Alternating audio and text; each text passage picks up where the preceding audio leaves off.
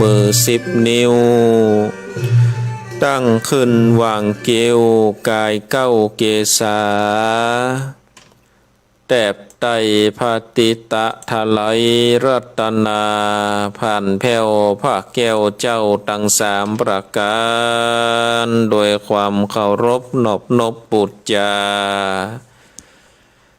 ย่อมือ10 นิ้วไหว้สาปาลามีธรรมครูบาอาจารย์พระเถระนุเถระพระเจ้าพระสงฆ์ทุกรูปทุกตนโดยความเคารพขอความสุขความสวัสดีจงมีแก่ศรัทธาญาติโยมท่านสาธุชนพุทธบริษัททั้งหลายมาปะกันละเนอมาปะกันแล้วกับช่วงเวลารายการมรดกธรรมพื้นบ้านล้านนาดำเนินรายการโดยกระผมอัตมภาพพระครูสังฆลักษณ์ธนอัตรัตนสิริวัดหาริกาลามสันหมันนะตำบลต้นทงอำเภอเมืองจังหวัดลำพูนก็ได้นำเอารายการมาพบกับศรัทธาญาติโยมท่านสาธุชนพุทธบริษัททั้งหลายในช่วงเวลารายการมรดกธรรมล้านนาวันนี้ก็ได้มาพบกันในวันพุธที่26 เดือนกุมภาพันธ์พุทธศักราช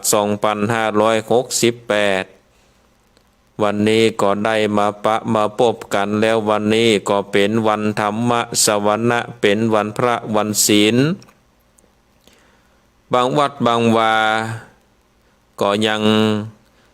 เข้าวัดทำบุญตักบาตรกันอยู่บอกว่าจะเป็นออกวาสาเข้าวาสาก็วันพระวันศีลก็ได้มีกิจกรรมต่างพระพุทธศาสนาก็ได้ทำบุญตักบาตรกันหลายวัดหลายวาอย่างวัดหาริการามสันมณะที่นี่ก็วันนี้ก็ศรัทธาก็จะได้มาวัดมาวามาใส่บาตรกันเพราะว่าวันนี้เป็นวันศีลใหญ่ศีลหลวงเนาะเป็นวันเดือนเพ็ญวันเดือนดับอย่าเดือนเพ็ญสุมาเถอะเนอะเป็นวันเดือนดับเดือน5 ดับในวันนี้เนาะเดือน5 ดับในวันนี้วันโภคก็เดือน6ก็จะออกแล้วศรัทธาญาติโยมก่อนที่เขาจะได้สดับรับฟังพระสัทธรรมเทศนาแบบปื้นบ้านล้านนาวันนี้ก็จะเทศน้ำเทศธรรมเศรษฐีตั้ง5วันนี้ก็ดำเนินธรรมเทศธรรมมาผูกต้วน4ละเนอะศรัทธาญาติโยมผูกต้วน4แล้วก็ใกล้จะผูกสุดผูกซอยแล้วนะศรัทธาญาติโยมโดยแห่งผูก1ทำเศรษฐีตั้ง5ก็จะปริปุณังจบลงไปเอาก่อนที่เขาจะได้สดับรับฟังพระสัทธรรมเทศนาแบบปื้นบ้านล้านนานั่นก็จะได้ไหวพระยอมจิตยอมใจกันก่อนเนาะศรัทธาญาติโยมไหวพระยอมจิตยอมใจกันก่อนประนมมือกราบ1กราบ2กราบ3อิมินาสกกาเลนะพุทธังปูเชมิอิมินาสกกาเลนะธัมมังปูเชมิอิมินาสกกาเลนะสังฆังปูเชมิอะระหังสัมมาสัมพุทโธภะคะวาพุทธังภะคะวันตังอภิวาเทมิกราบสวากขาโตภะคะวะตาธัมโมธัมมังนัมมัสสามิกราบ สุปฏิปันโนภะคะวะโตสาวกสังโฆสังฆังนะมามิกราบนะโมตัสสะภะคะวะโตอะระหะโตสัมมาสัมพุทธัสสะนะโมตัสสะภะคะวะโตอะระหะโตสัมมาสัมพุทธัสสะนะโมตัสสะภะคะวะโตอะระหะโตสัมมาสัมพุทธัสสะกราบหนึ่งกราบสองกราบสามเอาได้ไหวพระแบบย่อๆแต่ว่าก็เป็นการนอบน้อมระลึกถึงคุณพระพุทธเจ้าคุณพระธรรมเจ้าคุณพระสังฆเจ้าอันเป็นสรณะเป็นที่พึ่งแห่งเฮาท่านทั้งหลายแล้ววันนี้ก็เชิญชวนศรัทธาญาติโยมท่านสาธุชนท่านทั้งหลายที่ได้เปิดเครื่องวิทยุสดับรับฟังก็ดีสดับรับฟังในการถ่ายทอดทางระบบอินเทอร์เน็ตก็ดีทางระบบเฟซบุ๊กไลฟ์ก็ดีหลายที่หลายต่างศรัทธาญาติโยมท่านสาธุชนเฮาท่านทั้งหลายก็ได้สดับรับฟังพระธรรมเทศนาเศรษฐีทั้งห้าผูกต้วนสี่ก็เจิญจวนศรัทธาเฮาท่านทั้งหลายตั้งอกตั้งใจสดับรับฟังเน้อนะโมตัสสะภะคะวะโตอะระหะโตสัมมาสัมพุทธัสสะอังโกเวนะเจนะโกนทาอิมังธรรมเทศนังสัทธาเวโลวันเนเวคะลันโตโอตันลามเวเกโอตันเลโอมปาสิกาอัตลาภากันเทเสสันทาสะปัญโยพระพุทธเจ้าเมื่อโยสัมลานในป่าเวนโลวันนาอารามที่ไกลเวียงลาจากกะคาดนากรพระพุทธเจ้าจักกตามพาตาเกจาจิงสันเขาที่ในเกินนางอุตตันลาโอปาสิกาคือเป็นเหตุแล้วพระกอเตเตสนายังธรรมาการถาอันนี้ตามบทตนว่าอาโกเวนาเจนะโกนทาดังนี้เป็นตนผู้มีปัญญาเปิงหูดังนี้เตเตนะโคปันนาสัมมัญเยยังมีสัมมัญญาการละหนึ่งนั้นยังมีตรงขันตะพูดหนึ่งชื่อว่าปุณณกะตุกอยากไรหาเลี้ยงชีวิตโดยอันขากินโดยการขับจังอยู่กับเศรษฐีผู้หนึ่งชื่อว่าสมณะเศรษฐีและเอกันเตวันสังยังมีในวันหนึ่งคนยิงใจตั้งหลายอันอยู่ในเมืองติดนั้นก็เป่ากันไปเล่นมาขอนลันศพมีพามัน7 วันและตั้งสุดว่าในกาลยามนั้นสมณะเศรษฐีได้เย็นคนต่างหลาย ได้เป่ากันไปเล่นมาก่อนละศพดังอันก็กล่าวว่าซึ่งปุณณกะวานโดราเจ้าปุณณกะเจ้าเมืองตั้งหลายเขาเล่นมาก่อนละศพกันว่าว่าข้าแต่เจ้าจากไปหรือบ่ไปอันจานายกาลานานปุณณกะก็กล่าวว่าข้าแต่เศรษฐีเป็นเจ้า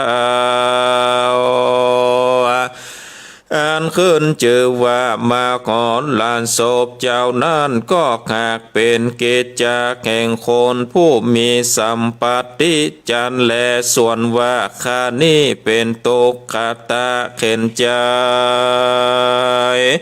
บ่มีเข้าของคนใดอันใดอยากไร้เต้ามีใจไข่ใดยังงัวโตหนึ่งจากไปไถนาแลติดนั่นโสมานะเศรษฐีก็กล่าวว่าโดลาปนนากาเงยพีแล้วว่าเจ้าบ่อพระสงฆ์มาขอละศพดังอันเฮาก็จากปันเหินยังงัวแก่เจ้าไปไถนาตามใจมากไฟเตอติดนาน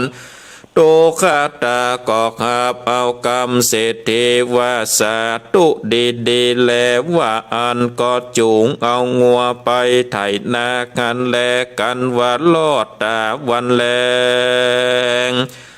ก็กลับเกินมาสู่ในที่อยู่แห่งตนการลอดวันโลนพุ่งเจ้าก็กล่าวเสื่องเมียแห่งตนว่าพัดเทโดราเจ้าในวันพุ่งนี้เจ้าจงหงเข้าพามานคือใดสีเต้าจุวันมาแล้วจงนำไปสู่แน่ปนเตอเจ้าเคยกันว่าใจตรงขันตากล่าวซึ่งเมียแห่งตนแล้วก็จูงงัวไปสู่ยังนาก็กระตำไถไปมานั่นแหละอาทาโคสาเลปุโตเมื่อนั้นภาษาเลโปเทนเจ้าอันเข้าเนโลทาสมาบาทอยู่ครบชวน7 วันพระจอมทันก็สันเดชออกจากนิโลทาสมาบาทแล้วตนแก้วก็แม่ลำเปิงว่าเขาโกนจากไปโพดสังฆาคาผู้ใดคืนใดสวัสสันดีอันจาว่าอันแล้วก็ขันยังปุณณกาตกกาตาผู้นั้นมาภากฏโดยญาณพญาแห่งตนมาหาเทนเจ้าก็ล่ำเปิงว่าปุณณกาผู้นี้มีสันธามากกว้างอาจจะเกิดตานแก่ตนได้แลกันล่ำเปิงแล้วก็เอายังบาทไปสู่ยังที่อยู่ตรงกัตตาผู้นั้นกันแลอันว่าโตกัตตาพงจักไทยแนนอยู่นานก็งานยังมาหาสารเลมโบสเต็นเจ้ามายืนอยู่สองหน้ากองตาแข่งตนดังอันก่อนย่อมือไว้ขัดนิ่งใจว่ามาหาเต็นเจ้าสางมากาลายามเจ้านักสันเนนอคอยว่าพระสงฆ์สันได้จากกันโตกัตตาขัดนิ่งใจแล้วก็เอาไม้สีฟ้าและน้ำล้างหน้าพร้อมโดยกาปิญญาถวายทานเหือมากาเทนเจ้าและมากาเทนเจ้าก็กระทำกิจจะแล้วก็ขาดนิ่งใจว่ากูจักไปสู่บ้านใจตุกขตาผู้ที่อันเมียมันอยู่เฝ้าคันแลมาหาเทนเจ้าก็จริงดอยสัตเดชไปสู่ตามต่างมักกาคันแลอัฏฐในกาละนั้นลา นางนอนเน่าอ่อนเป็นเมียแห่งใจโตกาตากันลูกเจ้ามากอดหุงเขาแล้วกอดจักเอาเขาไปส่งเฮอสามีกาเมื่อเตียวตังมานั่นแล้วก็หันมาหาเต็นเจ้าเสด็จมาแต่ไก่นางก็ขาดนิ่งใจว่าพระมาหาเต็นเจ้ามาปิ่นติบัตรเข้าตาวันก่อนหลอดควายเฮากวนจักถวายเป็นตาลแล้วนางย่อมือสารกลมเกลาเก่าเสิงมากหาเต็นเจ้าว่าข้าแด่พระตนพาเสิร์ชขอได้บังเกิดคุณนาข้าได้กะตามบนปุญญาได้ใส่บาตรพ้องเตอกันนางกล่าวสันนันแล้วก่อนย้อนยกยังเข้าสวนมาแห่เต็นเจ้าก็น้อมฮับเอาเข้าบาทอันนางถวายตานเสียงไปเกิงหนึ่งหันแลยามนานมากหาเต็นเจ้าก็ฮับยังฝ่าบาทนางก็กล่าวว่าพันเตข้าแด่มาหาเต็นเจ้าขอฮับเอายังเข้าอันจากถวายตานปุณเนเตอมาหาเต็นเจ้าได้ยินคำอันนางกล่าวสันนั้นแล้วตนแก้วก็เปิดฝาบาทฮับตานยังเข้าแห่งนางก็มีกันแลอันว่านางภริญาตุขัตตาโพนันกันว่าใส่บาตรมาหาเต็นเจ้าแล้วนางก็ตั้งกำพาทนาไว้ว่าพันเตข้าแด่มาหาเต็นเจ้าโดยอานิสงส์แห่งการทานใส่บาตรอันนี้ก็ขอผู้ข้าตั้งสองผัวเมียได้เติงยังพันละธรรมอ่านมากาเต็นเจ้าหากมาโพดนั่นจงจักมีนแดดเติบเมื่อนอนมากหาสาเรโบเต็นเจ้าก็ตั้งก้าวอนุโมทนาว่าเอวังหนตุดังนี้เป็นตนก่อนนั่งอยู่ติสะหนึ่งก็กระทำสันเขากันแลส่วนหวานนางผู้เป็นภริญญาปุณณกาโตขัตตานั่นก็คืนเมื่อสูญยังที่อยู่เงินตนก็แสวงหาข้าวสารอันใหม่ได้แล้วก็หุงเอาไปส่งเกือผัวตนอันไถนากันแลส่วนว่าปุณณกาตุขัตตาผู้นั้นอันไปไถนาแต่เจ้าทาลาบต่อเต่าลอดควายก็บ่อาจจากโอดยังกำอยากเข้าใดก็ปล่อยยังงัวกินยาส่วนตนก็ไปนั่งโยธาเมียตนเตะห่มไม้คันแลสาพันลิญญาอันว่านางภริญญาแข่งใจตรงขัดตะนันเล่าอันพองในไต่เต่าเตียวตังมานางก็ขาดนิ่งใจว่าสามีกาโกนินเล่าเตียนจักมีกำอยากเข้าและน้ำมากนักเหตุว่าตาวันควายแดดกล้าบ่ลังจากเกียรติโกตาบุบตีเขานี่จากันว่านางมาลอดยังสามีแล้วนางเกี้ยวก็กล่าวเป็นคำอ่อนอ้อยว่าดุราสามีการยอดซอยเฮยวันนี้ข้าหากมาลอดควายโดยเหตุว่าเมื่อเจ้ามีเจ้าบุญภายตนหนึ่งองค์อาจมาปินติบาติมกาตั้งไตนาข้าก็มีใจไฟจมบานก็ได้เอาเข้าถวายต้านไปจนหมดเสียงข้าจริงหุงหาเข้ามาแถมไม่ขอเจ้าจงมีใจไฟเจยบานซึ่งกุศลบุญตานอันนี้เตอส่วนใจโตกาตาผู้เป็นผัวนั่นเราได้ยินนางนอนเนาเมียตนกล่าวใครจานางก็บอดได้ มีกำโกธาไม่เอาย้อนอยากเขาและอยากน้ำตาวันควายหมากล้ำแดดกาเจ้าซ้ำมีใจไฟเจยบานบอดน้อยก็จะกล่าวถอยซึ่งผลิตยาแห่งตนว่าพัดเทโดรานางนอนเนานางใดเอาเขาอันเป็นปุ้นแห่งขาจักกิจนั่นถวายเป็นตานส่วนขานี้ก็ได้ถวายยังไม้สีฟันและน้ำล้างหน้าแก่พระตนบุญกราสาบมีกาเต็นเจ้ากันยามเจ้าไปแล้วโดยใจใส่ศรัทธาอันว่าสองอนาถาผัวเมียนันเล่าก็จากการเสื่องอันตนใดคือตานอย่างมากาเต็นเจ้านั้นแล้วสองผัวแก้วก็อ่อนม้อยลวดลับไปนั่นแหละนาส่วนว่าใจตุกตาสองผัวเมียนั้นเล่าอ่อนลับไปบอดนั้นเต้าใดก็ปากันสะดุ้งตื่นมีใจจมชื่นเจยบานโดยพัดละอันตน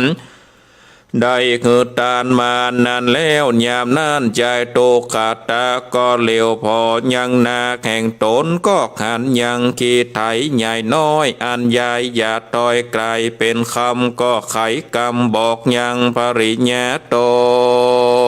นว่าดูรานางนอนเนาขีไทยอันเป็นดินนั่นสั่งว่าไกลเป็นคำตั้งมวลปุนเดอาสาจันใจมักนักสันนินอว่าอ่านแล้วตุกขัดตาสองผมเมียก็ปาการไปยุบกรรมเอาอย่างก่อนขีดไถอันดึงมาต่อยกับงอนไทยก็หูว่าขีดไถนั้นกลายเกิดเป็นคำอันแงมเลิศไปตั้งมวลแต่แลคาทั้งสองผัวเมียก็มีใจจมชื่นยินดีมักนักก็กล่าวว่าอาโหโอยนอโอยนอ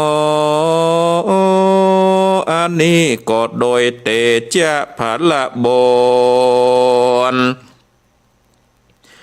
อันเฮาทั้งสองได้ใส่บาตรเป็นตานเมื่อเจ้าอานิสงส์นั้นแล้วก็มาสำแดงคือเป็นพัดละอันพาเสดขีไทยก็ได้กับกลาย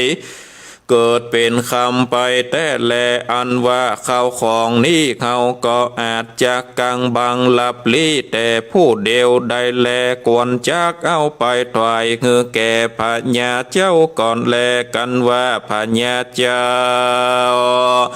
อนุญาตขาดปงแก่เขาเต้าใดก็ควรบวชละโพกตามใจเตอว่าอันแล้วโตกาตะสองผัวเมียก็เอาอย่างขี้ทา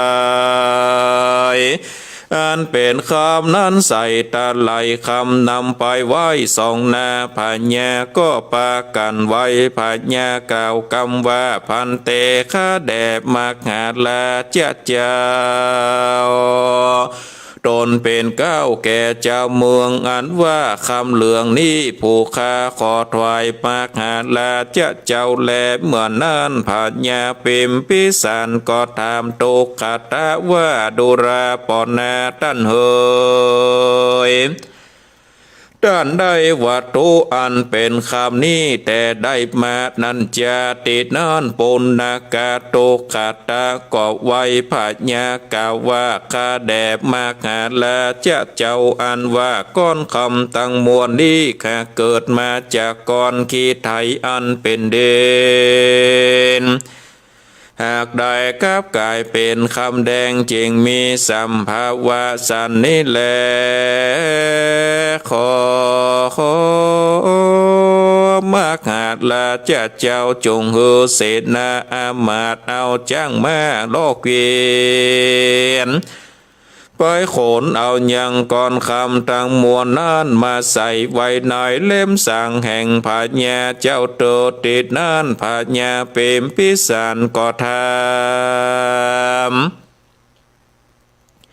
ำ ตุขาตาโปดนันว่าดุราตปอนาเจ้ามีชื่อดังโลจาตินันตุขาตาก็กล่าวว่าผู้ข้านี้มีชื่อว่าปุณณกะแลพญาก็ซ้ำถามแถมว่าเจ้ากะทำบุญเยื่องใดนั่นจะจริงมีพละอานิสงส์มากนักสันนิจาส่วนว่าปุณณกะก่อนย่อมือไหว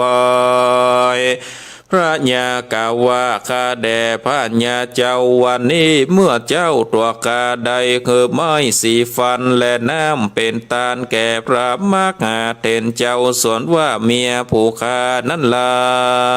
วก็จะเอาเข้ามาส่งเฮือแก่ผู้ข้ายังที่ในนางก็มาลอดที่กลางมักกะตั้งไตก็หันใส่พระมหาเถรเจ้ามาเป็นที่บาทเขาจะกินอันใดใส่บาทยอดตานแก่มากหาเต็นเจ้ากันแลอันว่าเพื่อขาทั้งสองผัวเมียได้กระตาม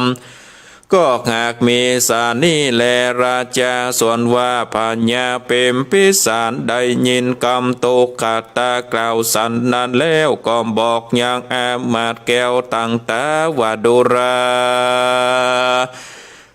ท่านต่างหลายใจป้อนนาผู้เนเมื่อเจ้านี้ก็ได้เกิดตานข้าวนาไม้สีฟันและน้ำส้วยนาคือแก่พระบุญกามากหาเต็นเจ้าอันว่าผัดละบ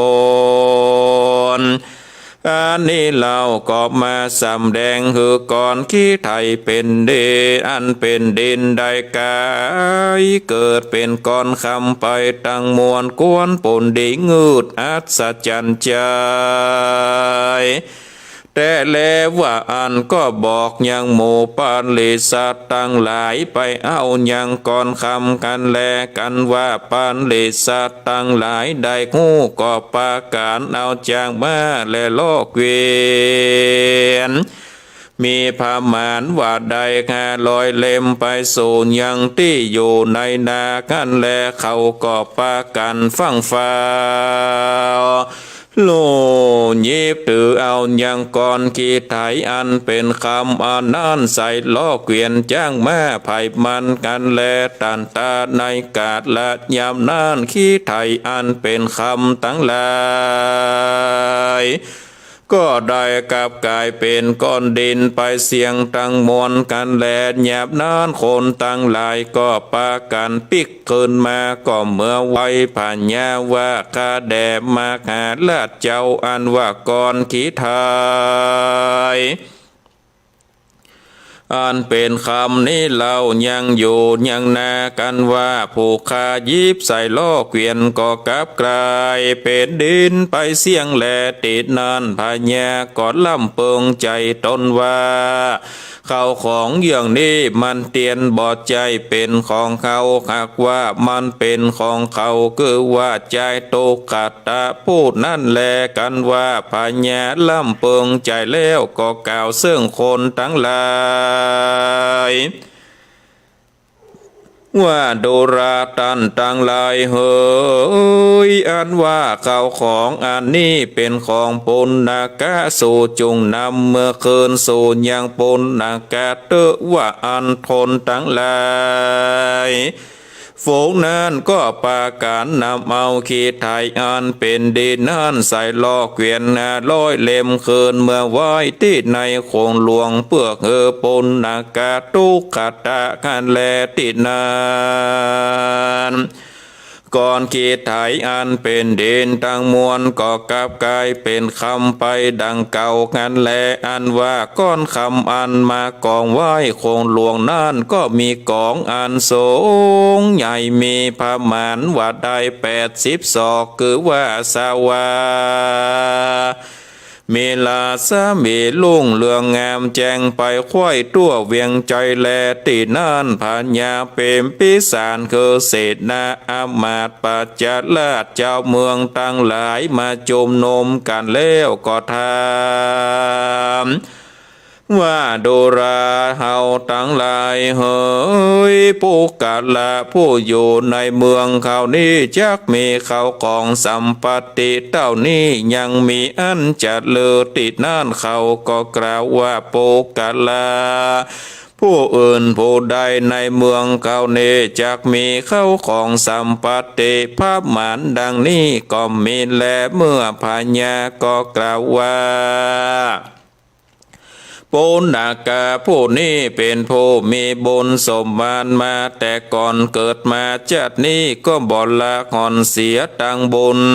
มาเติมโนนคือได้เป็นดีมั่งมีเข้าของสัมปติมากนักจัดแลกันว่าพญาปิมปิสารในกล่าวกรรมแล้วก็ต่างปุณณกาตุกัตตาผู้นี้มีนามหมายว่าปุณณกามหาปะโหกาคาตนะบดีแลอันว่าปุณณกากันว่าได้เป็นเจ้าเศรษฐีก็มีใจจมชื่นยินดีการทำบุญหือทานแก่ภิกขุทั้งหลายอันมีพระพุทธเจ้าเป็นประธานและอัฏฐในกาลนั้นพระพุทธเจ้าก็สำแดงยังอนุโมทนาปุพิกถากล่าวยังอานิสงส์อันใดกุตารักษาศีลเมตตาภาวนา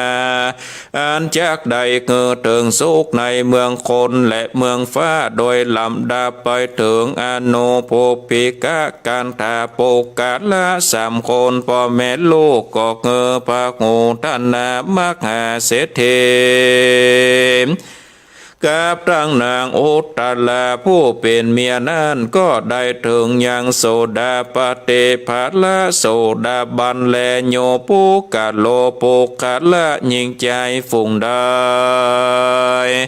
มีใจใส่ศรัทธาได้ปูจายังทำผูกนี้เป็นตานกำจูสันสนาก็จักมีอานิสงส์อันพาสุดอันจักปาเกิดสัตสดีแม่นจากภาธนาเอายังสัมปติเงินคำโจกลาบดังอันจงมันเกิดตานคักษาสินไปใจใจก็จากว่าได้สมดังกรรมกรรมปาธนาจุเยื่องคันแลก็จากเหมือนดังปุณกามหาเศรษฐีอันใดปั้มเป่งคือตาคักษาสินภาวนามาหลายชาติลาบต่อเต้าถึงปัจจุบันอันต่อหน้าดังกล่าวมานี่แลนาเนทิตังกิญญาสังวันนาวิเศษจากของเหตุเศรษฐีตั้งหาผูกตวนสีก็บังกมสมเลสเด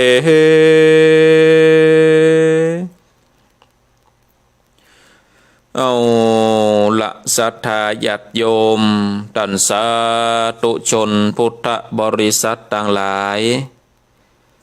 การได้เทศนาธรรมเศรษฐีตั้งห้าเนาะผูกตวนติสีก็ปริปุณังจ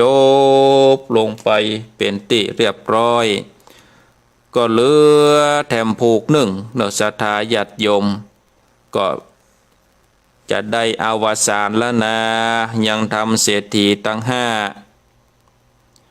เพราะฉะนั้นก็อดใจแหมผูกเอว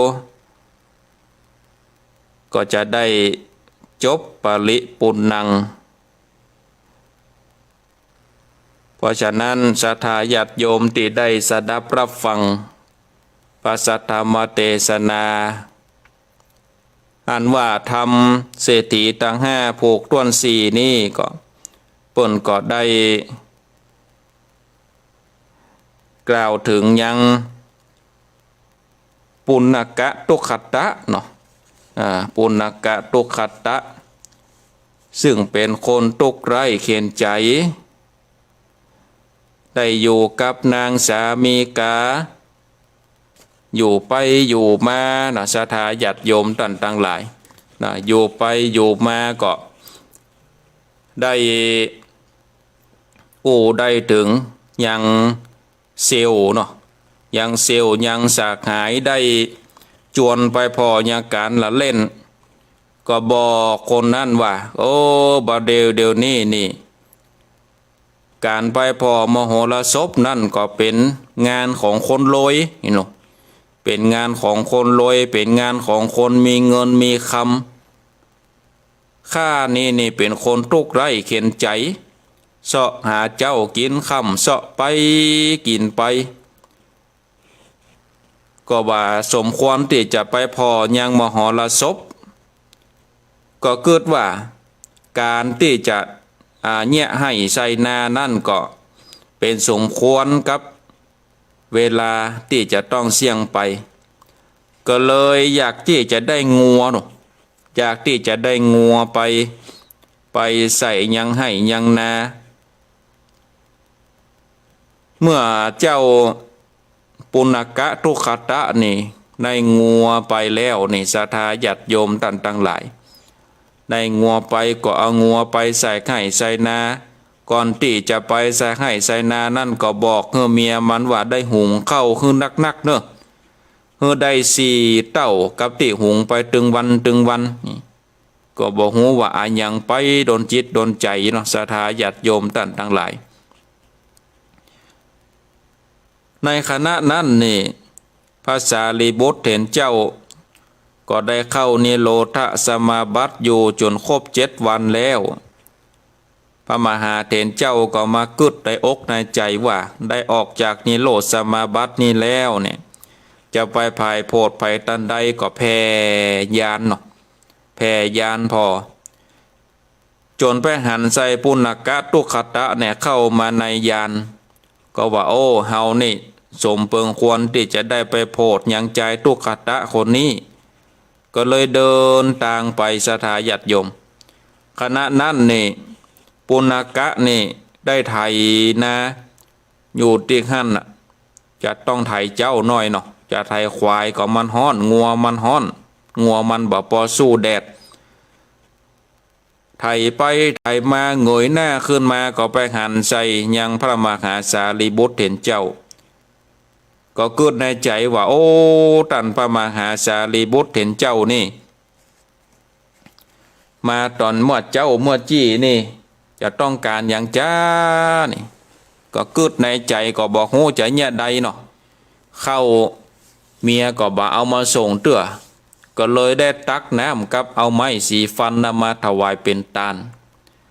เมื่อได้ถวายเป็นทานแล้วนี่ศรัทธาญาติโยมท่านทั้งหลายพระมหาเถรเจ้าก็กระทำอนุโมทนาและก็ทำกิจในการล้างหน้าแปรงสีฟันเป็นที่เรียบร้อยแล้วก็เดินทางไปในบ้านไปถึงเกิงทางศรัทธาญาติโยมก็ไปปะใส่ยังภริญาของยังปุณกะนั้นนางภริญาก็มาหันใส่มหาเถรเจ้าก็โอ้แจ้งดีขวายงามแล้วก็สมควรที่มหาเถรเจ้าจะได้ฉันเข้านี่หรอก็เลยได้เอาเข้าที่เอานึ่งเอาหุงนั่นน่ะเอานึ่งเอาหุงนั่นมาใส่บาตร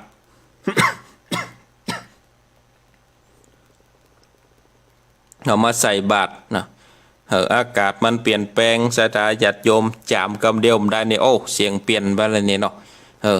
บึดหนาวบึดฮ้อนแล้วก็มีฝนอะไรนี่กันเนาะก็จะเป็นวัดเป็นไอนี่เสียงเปลี่ยนไปแล้วได้มาเกิดถึงเนาะมาเกิดถึงว่าพระมหาเถรเจ้าแจ้งดีขวายงามแล้วก็มาได้ฉันเข้าตะกานี่ก็เลยเอาเข้าที่หนึ่งที่หุงมาใหม่นั่นใส่ไปได้เกิงหนึ่งมหาเถรเจ้าก็ฮับบาตรนางตุขตะคนนั้นก็ว่าโอ้พระมหาเถรเจ้า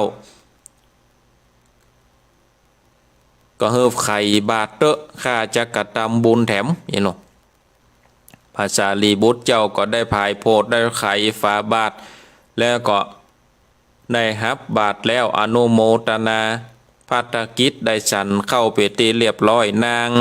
ภริญาของปุณกะนั่นก็ปิกไปบ้านไปจองแถม เพื่อที่ไปนึ่งเข้าเป่าไฟแถมไหม้จนควายและศรัทธาญาติโยมพิษเวลาแล้วเนาะควายมามันฮ้อนมาเจ้าปุณกะก็ปดควายเอาปดงัวมันจะปดควายปดงัวนั่นนะคือปล่อยกินหญ้ากินน้ำตัวเก่านั้นก็ไปนั่งรออยู่ยาปืนก็ไม่จนนางภริยานั่นนี่ได้ว่าโอ้ผัวนี่ก็จะโคตรเอาแหก้านี่กดตัวนี่ส่งเข้ามาบัดเดียวนี่ก็จะพิษนี่หรอจะพิษเวลาก็อยากกินข้าวก้าก็กลัวผัวด่าเนาะผัวนั่งอยู่ที่ข้านก็นึกว่าผัวจะโคตรก็เลยได้ไปบอกว่าโอ้เจ้าอันสามีเหยตีข้ามาจ้านี่นะบัดเจ้าว่าข้านี่ได้คิดอันค้านเนอะข้านี่หุงเข้าเป่าไฟตามกรรมของท่านมาแล้วนี่ก่อไปปะใส่ยังมาหาเถนเจ้ามากุมเข้าก็เลยเอาเข้าที่ห่อมานะเนาะไปใส่บาตรเพื่อมาหาเถนเจ้าหมดก็เลยปิกไปบ้านไปจองนี่ไปหุงเข้านึ่งเข้ามาแถมใหม่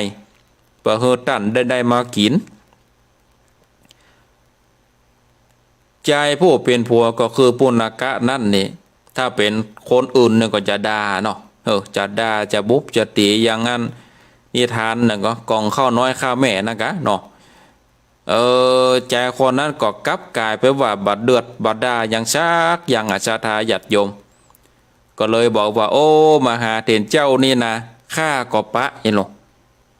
เมื่อเจ้าในป่นก็มาที่นี่ข้าก็บ่มีเข้ามาใส่บาตรเนาะสูก็บ่ได้มาส่งให้ข้าเตื้อก็บอกฮู้จะจ้างจะเนี่ยใดก็เลยเอาไม้สีฟันกับน้ำล้างหน้าได้ถวายเพื่อเป็นทานโอ้เขาทั้งสองคนเนี่ยก็ดีอกดีใจเนาะที่ว่าได้กตัมบุญเนี่ยเปิ้นว่าศีลเสมอกันศรัทธาญาติโยมอู้จากันลงทรงกันป้อเนี่ยเป็นเมียเป็นผัวเข้าใจกันก็ตึงอยู่ด้วยกันม่วนโลกเนาะอยู่ด้วยกันม่วนก็อยู่เข้าใจกันอนุโมทนานะกินข้าวกินน้ำแล้วเนาะก็เลยปากันม้อยรับปากันม้อยรับกลางโต่งกลางน้ำมันก็ลมมาเนาะลมมาช่อยก็ปากันม้อยรับไปสะดุ้งตื่นศรัทธาญาติโยมขี้ไถตั้งหลายอันอยู่ในไข่ในนาเนี่ยกลายเป็นคำหมดกลายเป็นทองคำหมดก็โดยอานิสงส์อันได้ถวายทานเนื้อกับพระมหาเถรเจ้าที่ได้ออกนิโรธสมาบัติมาใหม่ๆได้กลับกลายเป็นคำก็คิดว่าโอ้คำนี่มันเกิดขึ้นกับเฮานี่จะมาปกมาปิดไว้คนเดียวนี่โอ้มันยากกะก็เลยได้เอาใส่ถลายคำใบหนึ่งเอาไปถวายคือกับพญาปิมปิสารพญาปิมปิสารก็ถามได้แต่ต้นเดืองปลายปุณกะตุคตะแล้วก็เล่าคือฟังแล้วก็บอกว่าคือป่อพญาใจยังเสนาอามาตย์คนทั้งหลายไปขนเอามาไว้ในบ้านในเมืองเตอะปะเลอะคำเต็มให้เต็มนาอย่างนี้พญาปิมปิสารก็อัศจรรย์ใจศรัทธาญาติโยมอัศจรรย์ใจว่าโอ้ใจตุคตะนี่ได้ทำบุญโดยอานิสงส์ได้เกิดเป็นคำศรัทธาญาติโยมโดยทำบุญไปโดยบัดได้กึดได้ฝันเนาะขนาดเปื่อนเป็นคนทุกคนไล่เข็นใจยังทำบุญนะศรัทธาญาติโยมต่างๆหลายถึงแม้ว่าเฮาบ่ได้ถวายทานกับพระอริยเจ้าแต่ว่าเฮาได้ถวายทานเนื้อกับพระสังฆเจ้าอันนี้ก็ถือว่าเฮาก็ได้ทำบุญขจัดความตนีที่เหนียวออกในใจพญาปิมปิสารนั้นก็หันดังอันแล้วก็ปากันไปเสนาอามาตย์คนทั้งหลายได้เอาคำใส่ในเกวียนลากมาในบ้านในเมืองขี้ไทยทั้งหลายกลับกลายเป็นขี้ดินอย่างเก่าศรัทธาญาติโยมมาใจเป็นคำเนี่ยอยู่ในให้ในนาก็เป็นคำจัดดีเอามาถึงบ้านถึงเมืองโอ้เป็นขี้ดินถึงมดประตกประเสียงพญาปิมปิสารก็เกิดว่าโอ้มันบาดใจเป็นตามบุญสมปานเฮาบุญสมปานเฮาบ่แก่กล้าของสิ่งนี้นี่กู้กวนกับเจ้าตุคตะอย่างเดียวก็เลยบอกให้เขาน่ะขนขี้ดินปีกไปนี่เนาะขนไปขนมาเนาะขนขี้ดินปีกไปเอาไปคืนที่เก่า เขาถ้าหลายก็เอาขี้ดินปิกไปใส่ให้นาอย่างเก่าขี้ดินนั่นก็กลับกลายเป็นคำหมดศรัทธาญาติโยมโอ้โหอัศจรรย์ใจแตะพญาปิมพิสารก็เลยได้ตั้งเจ้าปุณกะเนี่ยเป็นมหาเศรษฐีคนที่สี่เนาะเดี๋ยวนี้เนาะเต็ดแล้ว3-4ผูกไปแล้วก็ได้มหาเศรษฐีคนที่สี่นี่ปุณกะเศรษฐีเจ้าปุณกะเศรษฐีเป็นเศรษฐีแล้วนะก็ทำบุญโดยอานิสงส์แห่งการหูว่าการได้ถวายทานมันดีเนาะก็เลยได้ทำบุญกับพระพุทธเจ้ากับพระสาวกได้เลี้ยงพระเลี้ยงเจ้าใส่บาตรไปถึงวันเนี่ยศรัทธาญาติโยมต่างหลายอันนี้ก็เป็นอานิสงส์แห่งการได้ถวายทานเนาะแห่งการได้ถวายทานซึ่งเปิ่นเป็นคนทุกข์ยากไร้เข็นใจเปิ่นก็ได้ถวายทานศรัทธาญาติโยมต่างหลายอันนี้ก็ทำผูกต้วนสี่ก็ปริปุณังจบลงไปเป็นที่เรียบร้อยศรัทธาญาติโยมก็อนุโมทนาในกุศลเจตนาของศรัทธาญาติโยมที่ได้เปิดเครื่องวิทยุสดับรับฟังต่อไปมาเร็วพอเวลาก็ยังมีเวลาเหลืออยู่หมอกปอสมควรประมาณ10 นาทีจะได้เปิดสายให้กับศรัทธาญาติโยมท่านสาธุชนท่านทั้งหลายที่ได้เปิดเครื่องวิทยุสดับรับฟังก็ดีสดับรับฟังอยู่ในอินเทอร์เน็ตก็ดีสดับรับฟังในการถ่ายทอดทางระบบ Facebook ก็ดีก็โทรมาได้เนอะศรัทธาญาติโยมที่เบอร์โทรศัพท์0865878177 สามารถโทรเข้ามาได้เลยที่เบอร์โทรศัพท์ต่อไปก็จะได้เปิดสายให้กับศรัทธาญาติโยมท่านทั้งหลายได้โทรมาแจ้งผลการนับฟังโทรมาโทรมาจ่าที่เบอร์โทรศัพท์0865878177จะเลินปอนเกิดไปสาเจ้าท่านพระครูวันนี้ก็มีบุญแห่งวันเด้อตื่นขึ้นมาได้มีลมหายใจได้ไหว้พระฟังธรรมกับท่านพระครูตั้งเมื่อตี 4มาแล้วเด้อแม่สุเกี้ยวศิลาพรสีตี้บ้านโฮงละปูนเด้อเจ้าท่านพระครูเจ้าสาธุโมทนาผูกวันสีแล้วผูกเจ้าแหมผูกก็จะจบแล้วเจ้ากลับไว้สาเด้อท่านพระครูเจ้าเพิ่นฟังกันนักกันหลายนะเจ้าท่านพระครูเจ้าสาธุโมทนากลับไว้สาธุเด้อเจ้าเด้อเจ้าเอาครับสายต่อไปเจริญปอนราบแต่ใต้ไวสาบารมีธรรมท่านอาจารย์พระครูธนอัตรัตนศิริวัดอริสลามสมะนนทงอำเภอเมืองจังหวัดลำพูนครับน้องเบลโอ้แสดงว่าคนเฮานี่มีศีลเสมอกันนี่ไปไหนก็ถึงรอดเนาะโอ้ถึงรอดแน่นอนผมฟังก็ได้ตี 3มาแล้วนะอาจารย์ฟังแล้วดีแล้วท่านอาจารย์เปิดก็เปิดเทศมานะเปิดธรรมะแล้วนะไหว้พระเอาธรรมะเป็นที่พึ่งเนาะพระพุทธพระธรรมพระสงฆ์เนาะแม่นแล้วดีกว่าเจ้ามาเฮาไปแจ้งมาด่ากันเนาะมันดีเนาะโอ้นั่นบัดดีเอากุศลเอาบุญใส่ตัวเก่าดีกว่าอย่างที่พระครูเล่าตะกี้ที่ว่าเป็นไข่ทองคำเนาะอานากาวันคนเฮาจะกินข้าวแต่บ่ได้กินข้าวจ้าไปหน่อยเหมือนเปิ้นว่าถ้าเขาจะตีกันนี่ก็ตีบ่ได้เนาะแม่นแล้วจะได้ขอคือกำลังใจอาจารย์พระครูด้วยเด้อสุขภาพแข็งแรงเด้อสาธุโมทนาวันนั้นได้มากอดที่ไซมุนใครก็ครับวันติเตะทำวันนั้นได้มาอยู่ก้าวันนั้นถ้าจะบ่ได้ไปเพราะว่าลุงดงเข้าโรงพยาบาลครับแต่ว่าเอาสาธุโมทนา ครับ แล้วก็จะได้ก็วันที่11ก่อนพฤษภาก่อนที่ว่าก็จะมีไอ้ของน้ำพระธาตุเนี่ย อ๋ออันกะ ครับ รอแห่งกรรมเนาะ ไปนอนวันน่าจะเป็นวันที่10อ่ะแล้วถ้าท่านมาก็ไปเจอกับน้ำปุ้นเนอร์ สาธุโมทนา จะได้ไปครับไหว้สาครับ บุญ เนอ หั ร์ กษาอ้าวหับสายต่อไปเจริญปอน ทำให้สาเจ้าท่านพระครูเจ้า จากที่ไหน